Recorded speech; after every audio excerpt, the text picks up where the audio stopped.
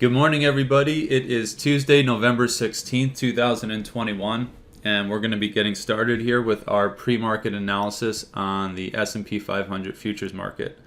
So let's go ahead and queue up our ultra-high time frames here. If we just look quickly here at the kind of the larger picture, you can see we had, this relentless bullish push that we talked about all throughout October and the beginning of November. And now we kind of find ourselves in a little bit of a sideways chop right now. So, just kind of reviewing everything before I started the video here. Everything looks pretty much sideways. It's going to be, I don't think we're going to have a huge confluence in signals. And, ideally we're going to get out of the range that you see here with this red and this green line. That's the first area that we really need to get out of, and then we have that low at 25 and the all-time high at 11 right here. This is going to be a difficult area to really call. So let's just go ahead and dial all the way up and see what we can get out of this right now. So quarterly looks exactly the same, really strong, no signs of exhaustion. We've talked about the monthly, looks really strong, but we do have what could be a bearish exhaustion pattern off the highs here. Of course, it's going to take another month and a half to actually have any signal to hang our hats on. So for now, really can't say too much about that, but it does look strong with that bullish engulfing candle. And then on the weekly, we have a really nice clean bearish divergence off the all-time high. We did not get agreement up there with the daily, so that makes me think, again, we're going to have some type of retest of that high or a push to higher highs because we don't have that agreement up there. And that could mean that we push to retest the all-time high, and then we get a bearish divergence on the daily, and then we'll have a daily, a weekly, and then this monthly, all potentially agreeing off that all-time high at 47.11. But it could also just continue to chug, right? So this weekly bearish signal, if we just go on the past again, there are times where we have a very clear bearish signal. There's very shallow pullback, and then they just continue going. This could be that situation where we have this pullback. It comes down, whatever we said, I think 50, 60 points, maybe 70 points total, 80 points, got this little pullback, and then that could be it. We could just start launching. So we do have that bearish signal on the weekly. Just keep in mind the context of where we're seeing that bearish signal. On the daily, like we said, no bearish signal off the all-time high. We did have somewhat of that bearish candle back on November 5th when we pushed to that all-time high. But outside of that, no bearish pattern from our divergence perspective. What we do have is that nice bullish signal that we actually called on the morning of November 10th. And ever since we got to that low at 46.25, we're now up almost 75 points. Up into 4,700 again. So just shy of a 75 point push from when that daily candle finally closed. And right now, really don't see anything from a divergence perspective up here. We have the bullish case from that 25 low. And right now, the previous daily candle, if you look at it, looks pretty ambivalent. It's really hard to say, is that bullish, is that bearish? It looks very indecisive. And so, coming into this morning, still stuck inside the range of that indecisive bar. Like I said, it's probably going to be harder to call where they're going to break from here. There's probably equal arguments for each side. And we're just going to have to see what the market does here. So let's start getting into some more actionable time frames here for some potential trade setups.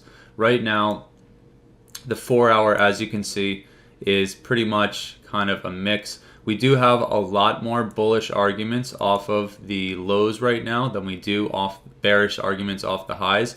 In fact, from yesterday's high, we didn't get a nice clean bearish signal from there, in my opinion. I think you could probably extrapolate all the way back to when we were just a little bit higher, and you could argue that the RVI maybe moved up a fraction of a percent on RVI, and price came down maybe a point or two, and you could probably argue that. But in this local area, don't really have the sexiest bearish signal up there on the 4-hour, but we do have bullish signals from the lows. So it's looking like it has looked for quite some time. And then our 60-minute here does have a good argument for a bearish divergence off the highs there. And it also has a bullish argument from the lows. And so again, remember these two levels, the high from yesterday and the low from yesterday, this is kind of the first line of demarcation for what could potentially happen, right? So if we can get through 97.50, that's going to give us a little bit more faith in a potential test of the all-time high. If they can't hold above the previous daily high, which is just about a 38% retracement of this push up, and then you can see 50% of this whole push up from 25 is right into this swing high back here around 46.61. So, you know, breaking down, getting through 50% through that swing high there is going to be a stronger case for the bears, obviously. So we're just going to have to see where they take it. Being all coiled up, and maybe how can I draw this, kind of in this little area over here, and you know, all this stuff right in here, we got to get out of here right now. And like I said, we can make arguments for the bulls, we can make arguments for the bears, but the market's going to do what it's going to do. So we're going to have to see some type of breakdown below or up above this chop area we're in right now. So the 60-minute, again, bullish and bearish arguments from both sides in this tight choppy area of the chart. Let's go down to the 30-minute, and I don't think that these intermediate time frames are going to make anything any clearer here. We do have, again, so the previous daily high had also the bearish argument up top there, pretty clean bearish divergence. Off the low, I think there's a subsequent bar argument, but nothing too spectacular there from the previous daily low on the 30-minute. But again, I don't know if it really matters at this point. We essentially need to get outside of this choppy area. And because we don't have a huge confluence on one side or the other this morning, we're just going to have to kind of go with what the market gives us. So rather than coming into this morning with some type of strong bias for a specific direction, we're going to come in this morning and say it's not too clear, so we're going to have to just take it as it comes. Of course, we have lots of important levels above us and below us to rely on, and we're just going to have to kind of take it level by level here and see. In the most short term here, we're in this small leg from the overnight low to the overnight high, and we did come down and bounce right off the 61.8 of that leg here just a few minutes ago before we started the pre-market, but then there was no follow through. We only got maybe 4 points out of it, and now they're pulling back a little bit deeper here. Now keep in mind the 50% of the previous day, 50% of the previous 4-hour candle that we look at are both important levels that kind of, if you stay above them, is somewhat of a bullish clue or argument, and staying below them is a little bit more of a bearish clue or argument. So right now it looks like we're trying to get through 50% of the previous day here in the overnight session, and they peaked above and failed so far.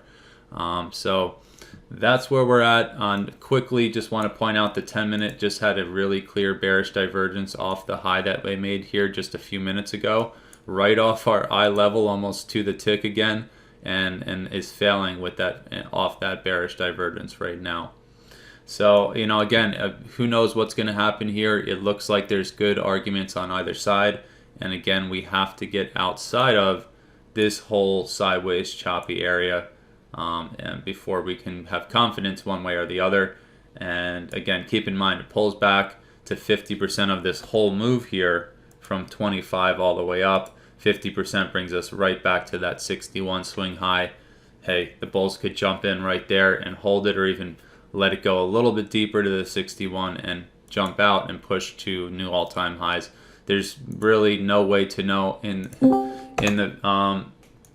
the future what's going to happen, so we'll just adapt and react to what the market does. So have a great morning to those out there in YouTube land. We're going to dial down to our short time frames here, get some of our proprietary levels up, and see what we can do going into the open here.